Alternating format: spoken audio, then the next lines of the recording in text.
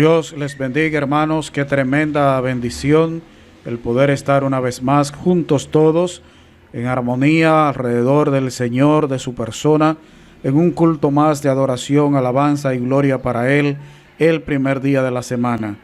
Vamos a cantar, vamos a orar, vamos a leer, vamos a escuchar la predicación de la palabra de Dios, todo en el Espíritu, tranquilos, con reverencia ante la persona del único Dios que existe, Jehová de los ejércitos, el infinito Dios. Vamos a comenzar cantando el himno Estad por Cristo firmes.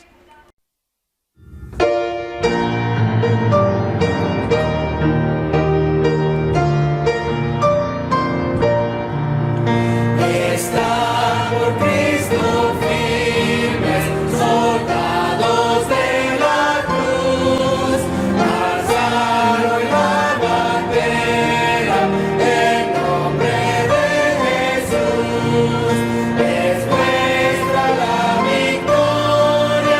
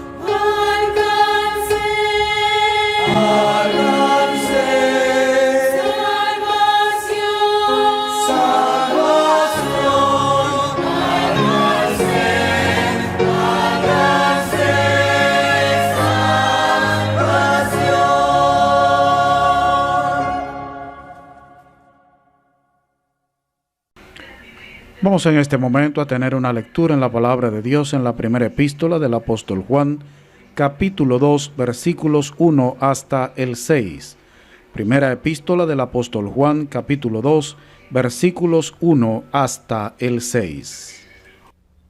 Hijitos míos, estas cosas os escribo para que no pequéis. Y si alguno hubiere pecado, abogado tenemos para con el Padre a Jesucristo el justo. Y Él es la propiciación por nuestros pecados, y no solamente por los nuestros, sino también por los de todo el mundo. Y en esto sabemos que nosotros le conocemos si guardamos sus mandamientos. El que dice, yo le conozco, y no guarda sus mandamientos, el tal es mentiroso y la verdad no está en él. Pero el que guarda su palabra, en este verdaderamente el amor de Dios se ha perfeccionado. Por esto sabemos que estamos en él. El que dice que permanece en él, debe andar como él anduvo. Muy buen día, mis hermanos, y a todo el que nos escucha en esta mañana. Dios les bendiga. Felicitamos en este día a todas las madres. Que Jehová Dios las bendiga y las guarde y las siga usando a cada una. Les invito que en este momento tengamos un momento de oración. Oremos. Padre nuestro que estás en los cielos, santificado y alabado sea tu nombre. Gracias, Padre, por tu sustento, por tu abrigo, por tu cuidado para cada uno de nosotros. Te pedimos, Padre, que tú prepares nuestros corazones en esta mañana para alabarte, para aprender más de ti, y que este mensaje sea de bendición a cada uno de nosotros. En el nombre de Jesús, amén.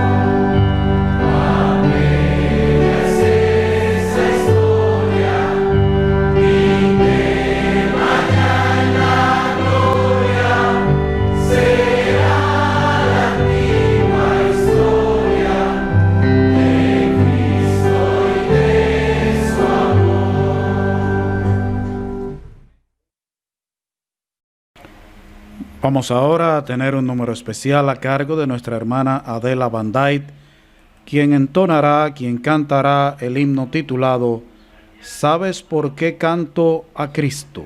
Escuchemos todos. Suena en mi ser dulce canto, Cristo el Señor me salvó, el Salvador los pecados de mi alma todos limpió. ¿Sabes por qué canto a Cristo? Él es mi amante Señor. Por mí murió en el Calvario, Cristo mi Salvador.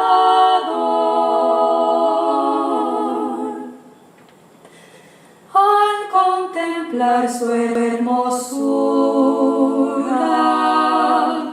mi alma de amor se llenó. No pude menos que amarle, pues Cristo me libertó. ¿Sabes por qué canto a Cristo? Él es mi amante Señor. Por mí murió en el Calvario, Cristo mi Salvador. Cristo es el lirio del valle, rosa es también de Sarón. Su gracia y misericordia hoy llenan mi corazón. ¿Sabes por qué canto a Cristo?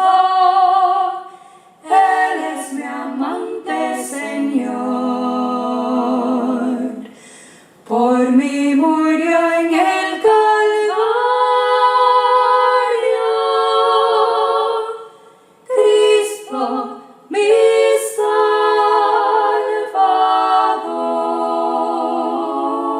Salvador. Antes de la predicación de la palabra de Dios, vamos todos a entonar juntos el himno titulado ¿Cómo podré estar triste?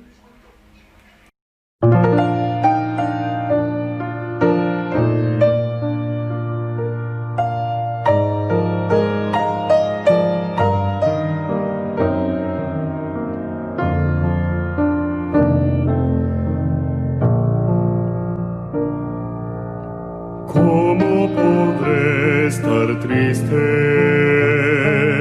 ¿Cómo entre sombras ir? ¿Cómo sentirme solo y en el dolor vivir? Si Cristo es mi consuelo, mi amigo siempre fiel, si aún las aves tienen seguro asilo en él, si aún las aves tienen seguro asilo en él. Feliz cantando alegre, yo vivo siempre aquí. Si él cuida de las aves, cuidará también de mí. Nunca te desalientes, oigo al Señor decir, y en su palabra fiado, hago al dolor huir, a Cristo paso a paso, yo sigo sin cesar, y todas sus bondades me da sin limitar, y todas sus bondades me da sin limitar. Feliz cantando alegre, yo vivo siempre aquí, si Él cuida de las aves, cuidará también de mí. Siempre que soy tentado, o que en la sombra estoy, más cerca del camino y protegido voy. Si en mí la fe desmaya y caigo en la ansiedad, tan solo Él me levanta, me da seguridad, tan solo Él me levanta, me da seguridad. Feliz cantando alegre, yo vivo siempre aquí, si Él cuida de las aves, cuidará también de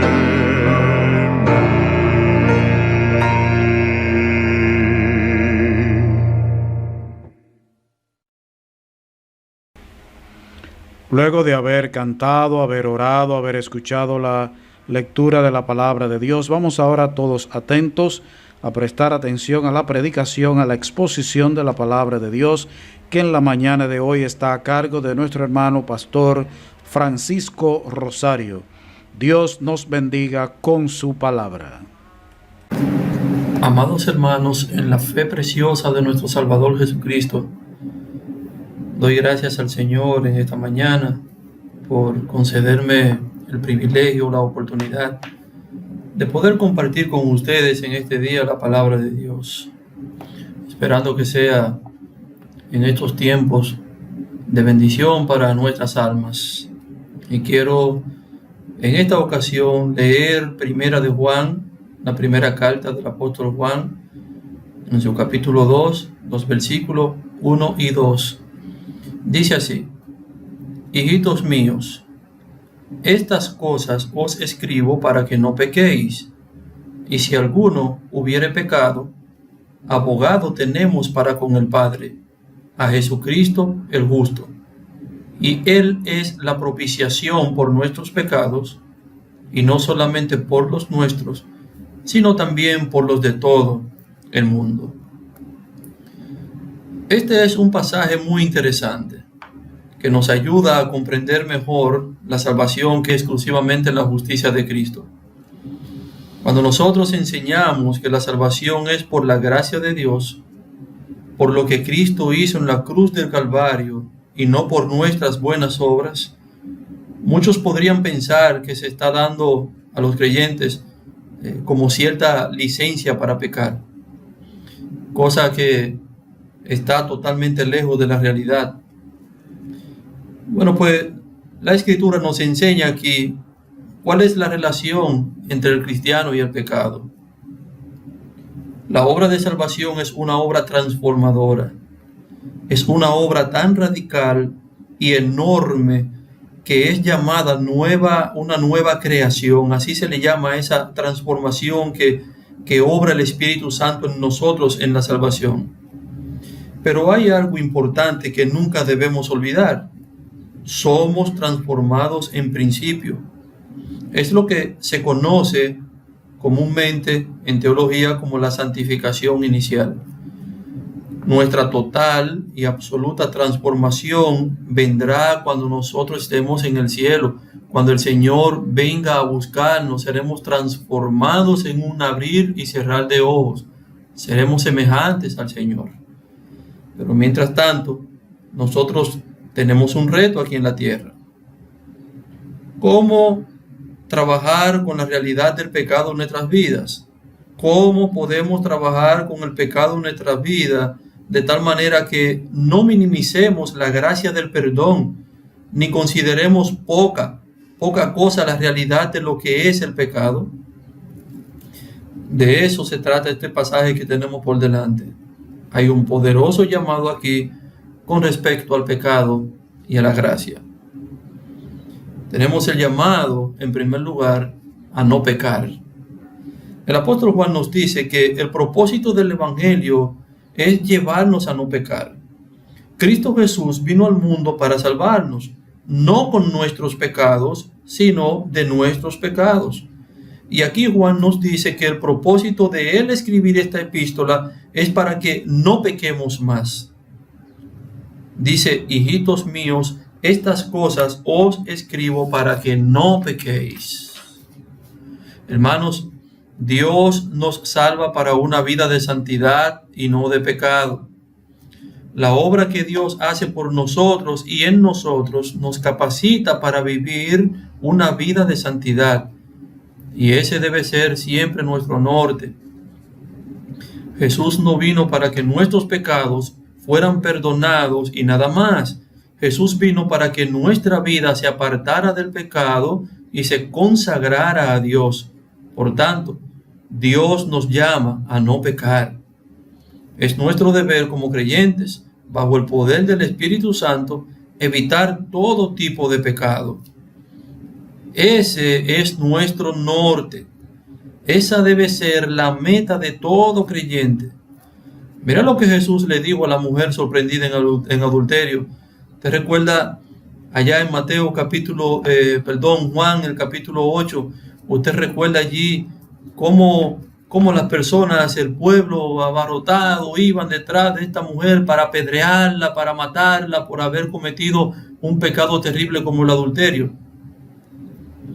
Y cuando Jesús les confronta a ellos y ellos en sus propias conciencias reconocen que también son pecadores merecedores de juicio y de castigo, y luego cuando se van todos y la dejan a ella solo con Jesús, el Señor le dice: vete y no peques más.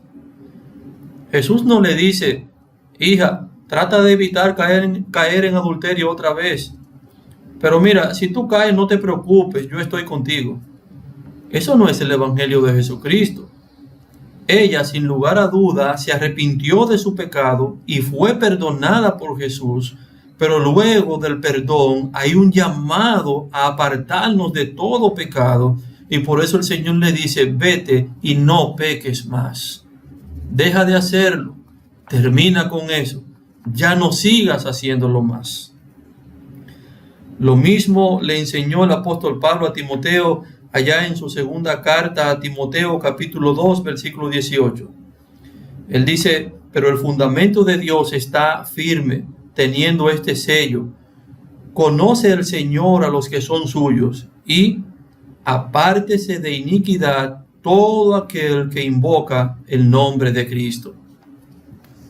Si invocamos el nombre de Cristo, hemos proclamado que le pertenecemos a Él, que hemos dedicado nuestra vida para vivir para Él, que hemos de estar consagrados para Él, que Él es un esposo santo y que su iglesia debe ser una esposa santa delante de Él.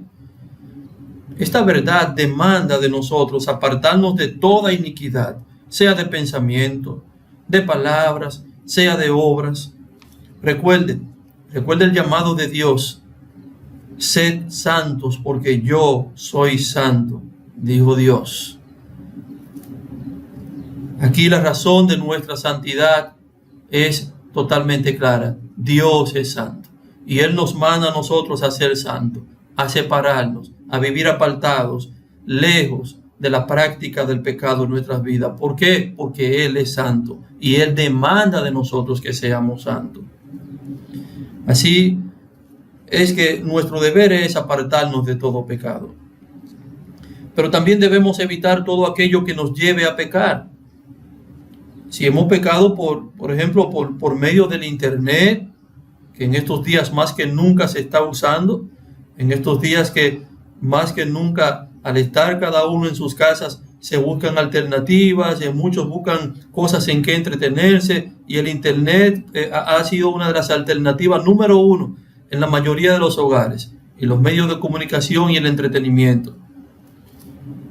Pero si has pecado por medio del Internet y las cosas que estás buscando allí en la web, ¿verdad? Entonces, ¿qué debes hacer? Evitarlas, apartarte de ellas. Es más, debes considerar apartarte del Internet por un buen tiempo si este es el medio que te lleva a pecar. Así es Dios de radical. Él nos llama a ser así también a nosotros de radicales en cuanto al pecado. Recuerda lo que dice Mateo el capítulo 5, los versículos 27 a 30. Dice allí, en este precioso sermón del monte que todos conocemos, y allí habla nuestro Señor Jesucristo y muestra lo radical que debemos de ser nosotros en cuanto al pecado. Oísteis que fue dicho, no cometerás adulterio. Pero yo os digo que cualquiera que mira a una mujer para codiciarla, ya adulteró con ella en su corazón. Por tanto, si tu ojo derecho te es ocasión de caer, sácalo y échalo de ti. Pues mejor te es que se pierda uno de tus miembros y no que todo tu cuerpo sea echado en el infierno. Y si tu mano derecha te es ocasión de caer, córtala y échala de ti. Pues mejor te es que se pierda uno de tus miembros y no que todo tu cuerpo sea echado en el infierno. Fíjese bien en esta cirugía que hay aquí, que es totalmente radical. Debemos cortar todo aquello que nos lleve a pecar. No veas, mi querido hermano, no veas ciertos programas de televisión, no leas ciertas revistas. Aléjate de todo aquello que te esclaviza y te lleva a pecar. Si el Internet te es ocasión de caer, sácalo y échalo de ti. Si la televisión te es ocasión de caer y de pecar, sácala y échala de ti. Si el Facebook te es ocasión de caer, de pecar contra tu Dios, sácalo y échalo de ti.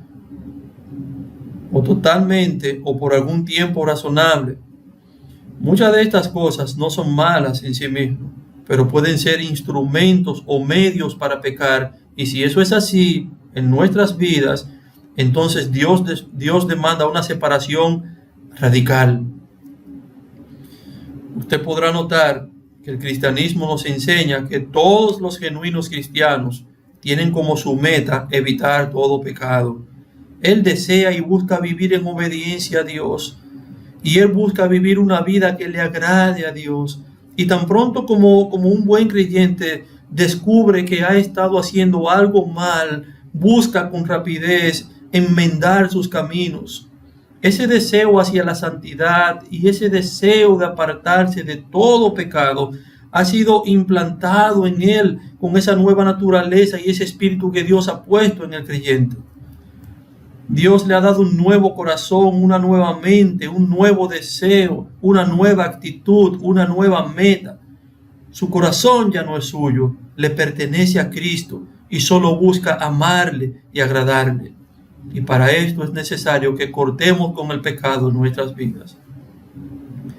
Pero aunque ese es nuestro norte, nuestra meta, sabemos que todavía somos pecadores. Y esto implica que todavía nosotros seguimos pecando. Fíjese, mi querido hermano, que Juan escribe con pleno conocimiento de que todos pecamos todos los días. No estamos diciendo con esto que acabamos de decir hace un momento, en las cosas que hemos hablado, en nuestra lucha y combate contra el pecado, que nosotros no vamos a pecar. Imposible, ya dijimos que esto es imposible en esta tierra. Pero note aquí cómo Juan describe, ¿verdad?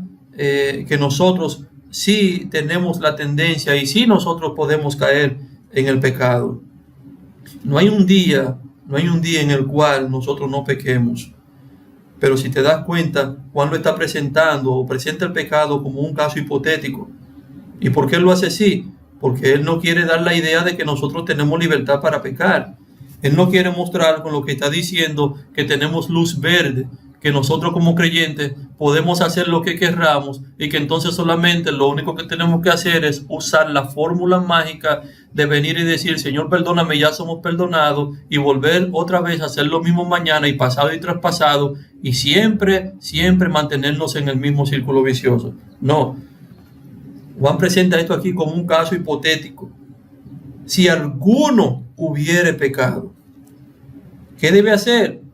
Debemos tratar con el pecado bíblicamente. ¿Sabe qué?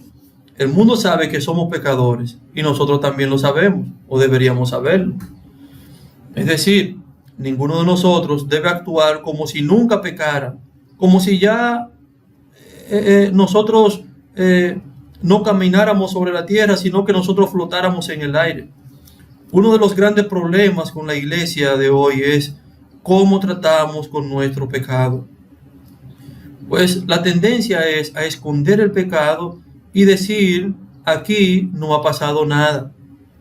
Eso no es correcto. Simplemente eso no es correcto, mis hermanos. El pecado debe ser reconocido y no ocultado. Debemos ser lo suficientemente honestos y humildes para reconocer nuestros pecados. Dios espera eso de nosotros y así debe ser. Debemos tener una actitud de no justificar nuestro pecado, sino confesarlo y apartarnos de él. Por eso es, hermanos, que 1 de Juan 1:9, bien conocido por todos nosotros, nos dice, si confesamos nuestros pecados, Él es fiel y justo para perdonar nuestros pecados y limpiarnos de toda maldad. Pero hay que confesarlo primero, hay que arrepentirse de ello primero, hay que dolerse de ello primero, hay que reconocer la culpa y hay que tener un sentido de no querer volver a cometerlo. Entonces Él es fiel y Él es justo para perdonar nuestros pecados y limpiarnos de toda maldad. El pecado nos hunde, pero nos hunde más cuando nosotros tratamos de justificarlo y no lo confesamos ni nos apartamos. Ante esta triste realidad de que todavía pecamos, oh mis amados hermanos, Juan nos deja una solución a este problema. Mire nuevamente el texto. Allí nos dice algo más. Si hemos pecado, allí en otro texto habla bien claro de que Dios ha provisto un remedio para tratar con él mismo. Dice, si alguno hubiere pecado, abogado tenemos para con el Padre, a Jesucristo el justo.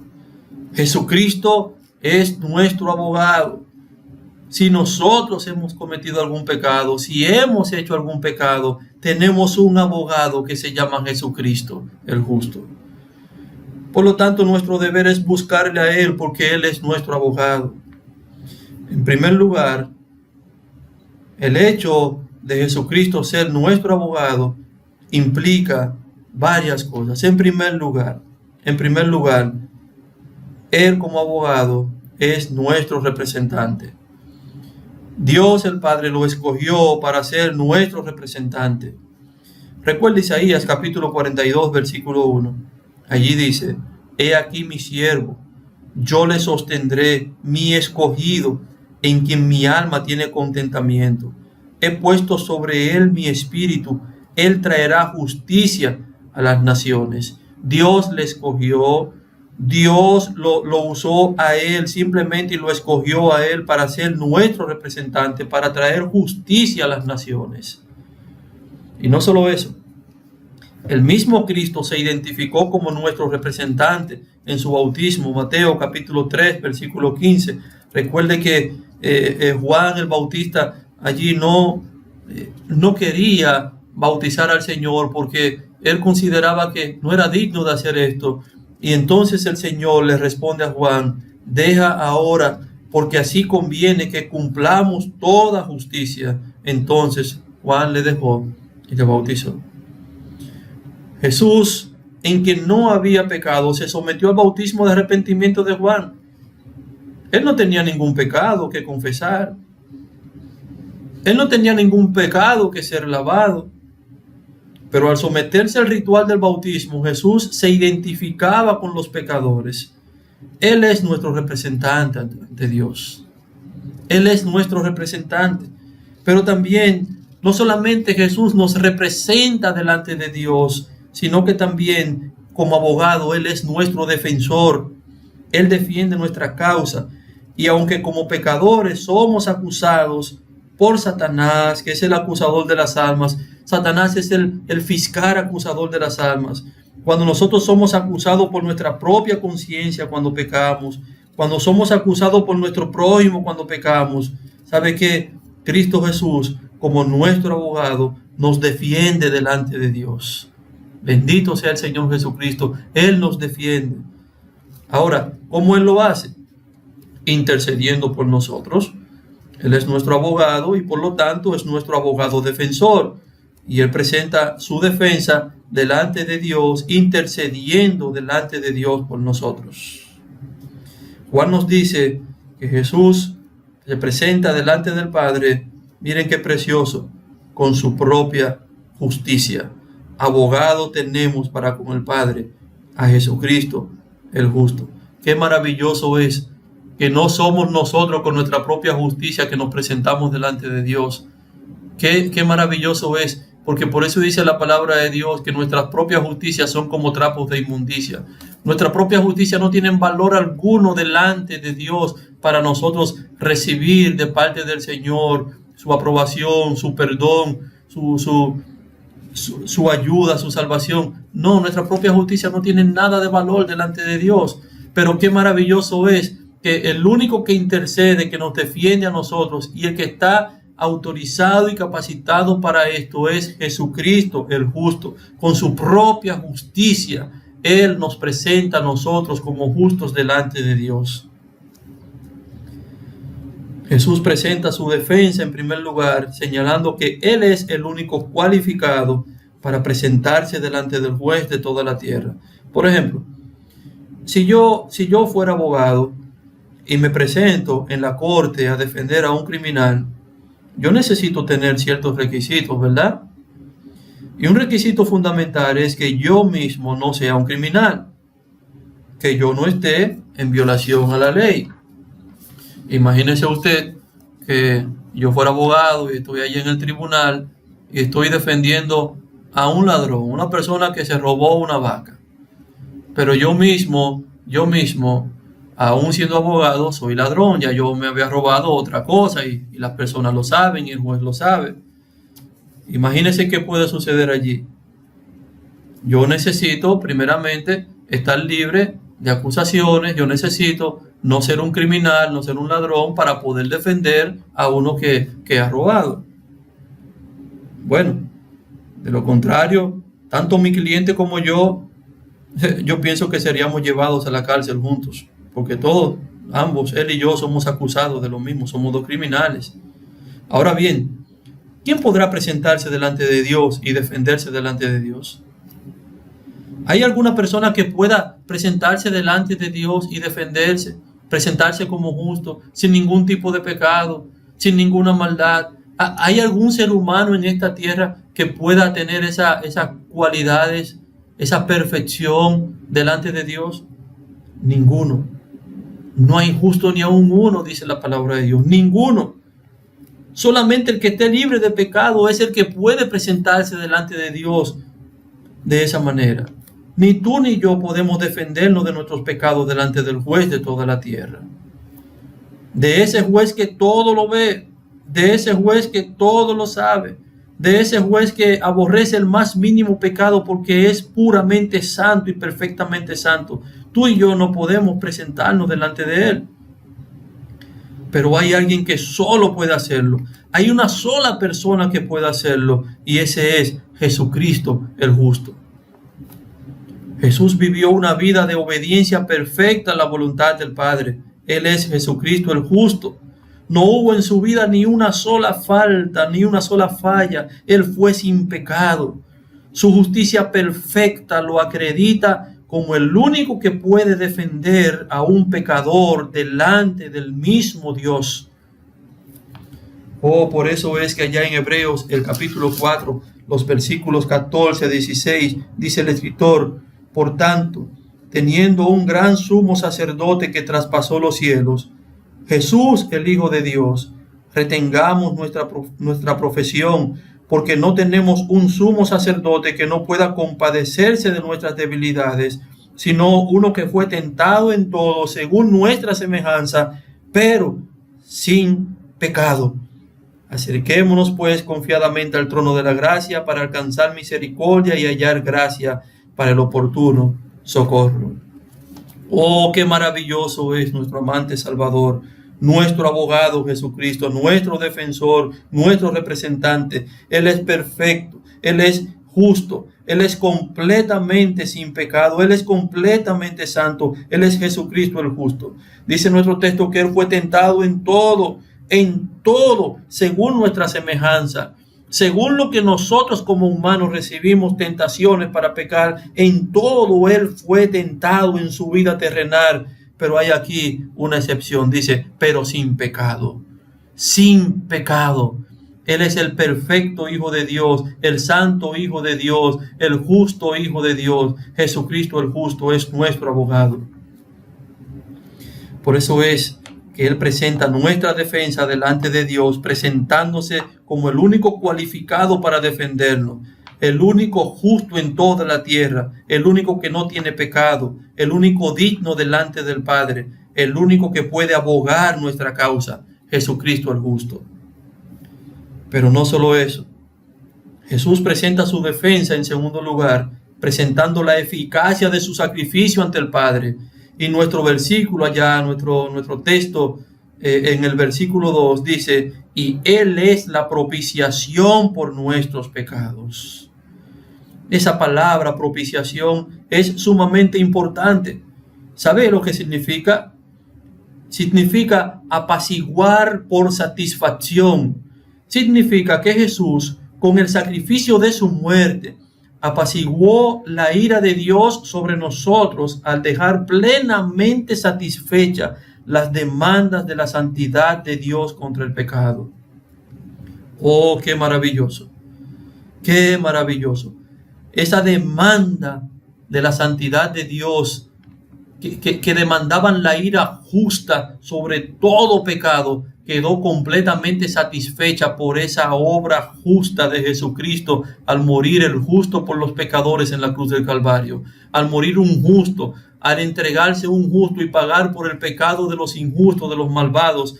Oh, qué maravillosa la gracia del Señor. Yo alabo y glorifico la gloria de la gracia de mi Señor Jesucristo. Eso trajo como resultado que mediante la fe en Jesús, el pecador reciba por gracia, por la gracia de Dios, la declaración de justificación del pecador que cree. Por eso dice allí en el libro de Romanos, el capítulo 5, justificados pues por la fe, tenemos paz para con Dios. En su defensa, Jesús presenta ante el Padre lo siguiente. Miren, hermanos, lo precioso de esa obra, de ese justo de Cristo en la cruz del Calvario, y esa obra de intercesión como abogado, esa obra de defensa, esa obra de representación. Miren lo que Jesús presenta ante el Padre por nosotros, que la deuda por nuestros pecados ha sido ya saldada, que los pecados han sido cubiertos por su sangre, que ya no hay más lugar para la ira de Dios en nuestras vidas, porque la justicia de Cristo ya le ha satisfecho, que ahora hay paz entre Dios y nosotros, que jamás la ira de Dios se encenderá sobre nosotros, que todos los creyentes estamos vestidos con la ropa de la justicia de Cristo, que nuestra cuenta está llena de los méritos de Cristo. Así intercede Jesús por nosotros, bendito sea su nombre. Y esto que Jesús hace, no lo hace simplemente por nosotros quienes hemos creído. Jesús nos dice Juan allá en nuestro texto que esta salvación lo es para todo aquel en el mundo que cree en Jesucristo.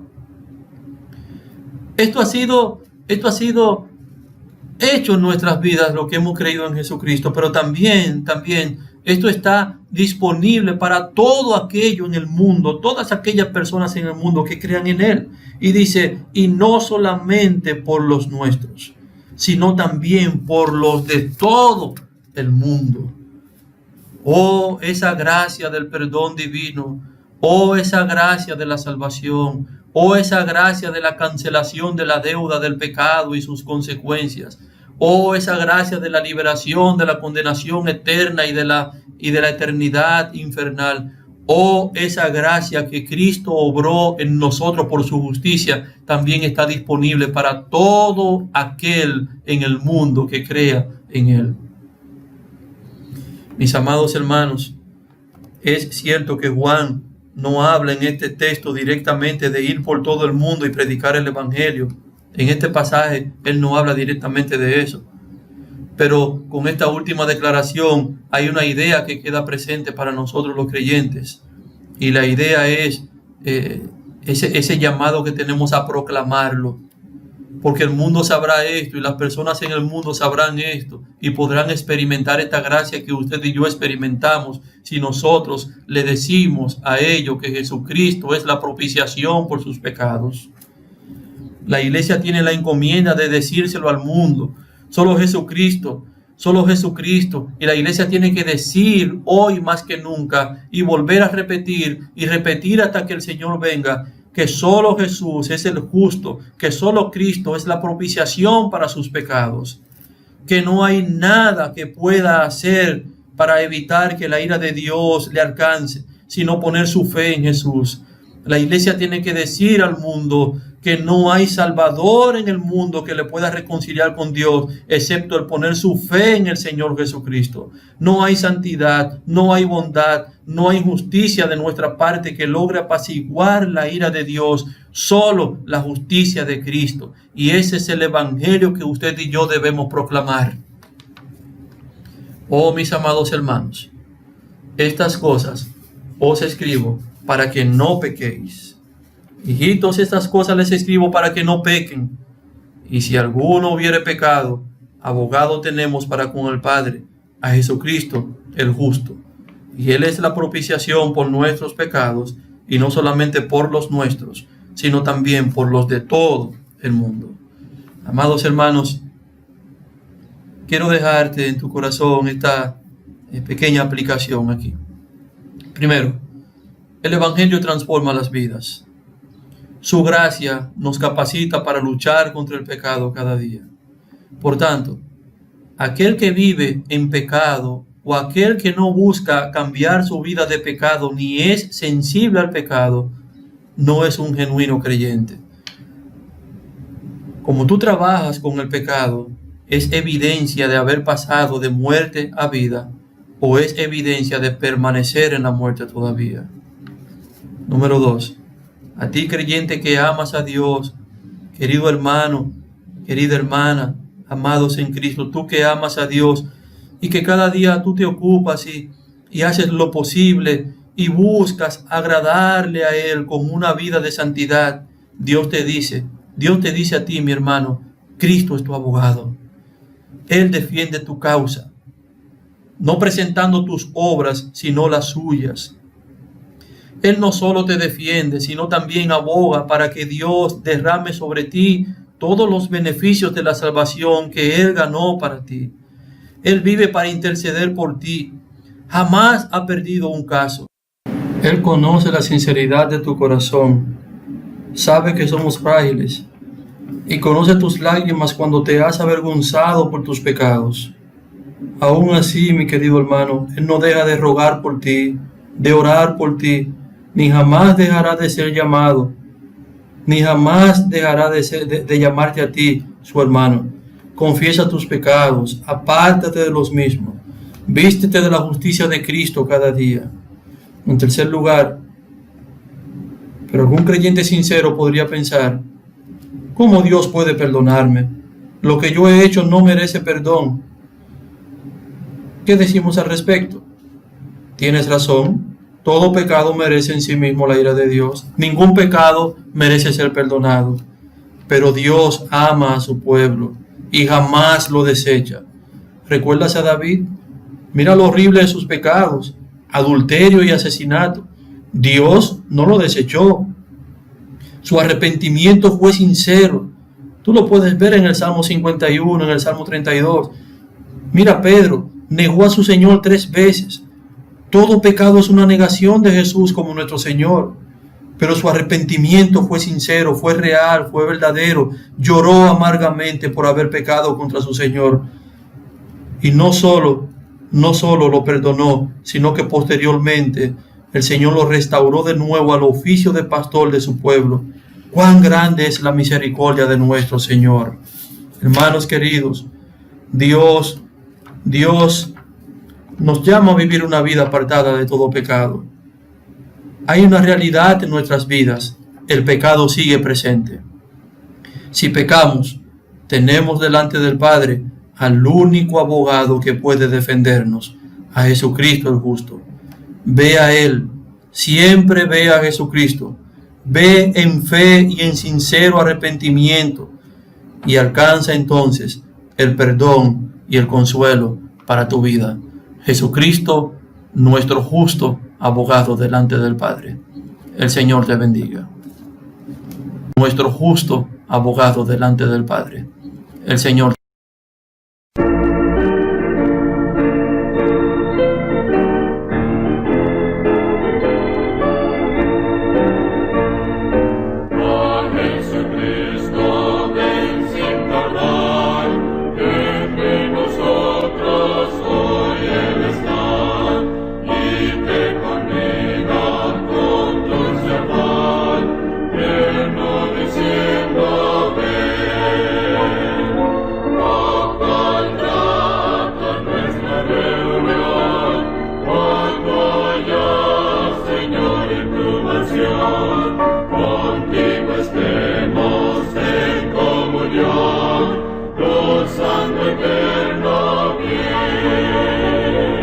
Piensa que el sol no puede colmar tu triste pecho de gozo y paz, y porque anhela tu bienestar, vuelve a decirte ven. Oh, cuán grata nuestra reunión, cuando haya Señor en tu mansión. Contigo estemos en comunión, gozando eterno bien. Su voz escucha sin vacilar, y grato acepta lo que hoy te da. Tal vez mañana no habrá lugar, no te detengas, ven. Oh, cuán grata nuestra reunión, cuando haya Señor en tu mansión. Contigo estemos en comunión, gozando eterno bien.